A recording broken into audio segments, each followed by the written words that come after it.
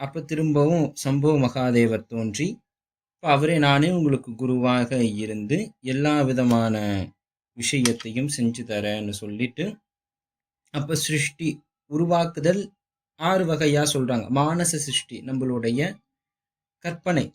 இப்போ சிருஜாவளி கர்ப்பத்தில் இருந்து வரது, அண்ட சிருஷ்டி முட்டையில இருந்து வரது, சிரோஜன சிருஷ்டி வியர்வையில இருந்து வருவது, உதவஜா சிருஷ்டி முளைத்து இந்த செடி முளைத்து வருவது, முளைத்து வருவது. இப்போ இது மந்திரபூர்வமான ஒரு ஆவாகனம். அப்போ இந்த ஹோமம் செய்துதான் ஒரு தேவதையை நீங்க அழைக்கணும்னு சொல்லிட்டு சம்போ மகாதேவர் தேவர்களுக்கு குருவாக இருந்து முதல்ல அவர் சொல்கிறார். அப்போ பூலோகத்தை முதல்ல தயார்படுத்துவோம். பூலோகத்தில் இருக்கக்கூடிய 7 சமுத்திரத்துல ஒரு சமுத்திரத்தை நம்ம வற்ற செய்து அதை ஹோமகுண்டமாக ஆக்கி அதுல அந்த 6 கடல் நீரையும் ஒவ்வொரு சொட்டாக நம்ம அர்ப்பணம் பண்ணி ஒவ்வொரு தேவர்களும் நீங்க நல்ல தூய பக்தியோட உங்களை நீங்க அர்ப்பணம் பண்ணிட்டே வர லலிதா தேவி தோன்றுவாங்கன்னு சொல்லி சம்போ மகாதேவர் சொல்றார்.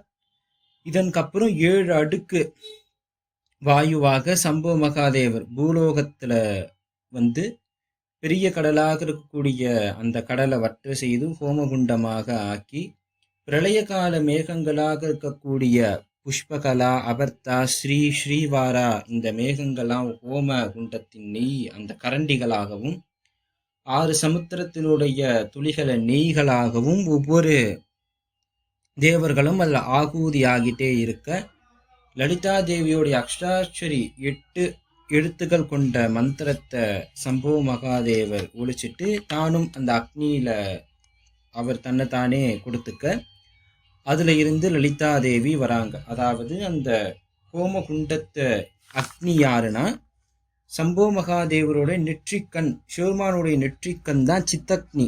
அந்த சித்தக்னி குண்டத்துல இருந்து வந்தால்தான் லலிதா சகஸ்ரநாமத்துல சித்தக்னி குண்ட சம்பூதா தேவகாரிய சமுத்தியதா. சித்தக்னி குண்டத்திலிருந்து அம்பாள் தேஜஸோட வந்து மீண்டும் பார்வதி பரமேஸ்வரன்ல இருந்து லக்ஷ்மி, பெருமாள், சரஸ்வதி, பிரம்மா எல்லாத்தையும் அம்பாள் உருவாக்குகிறார்.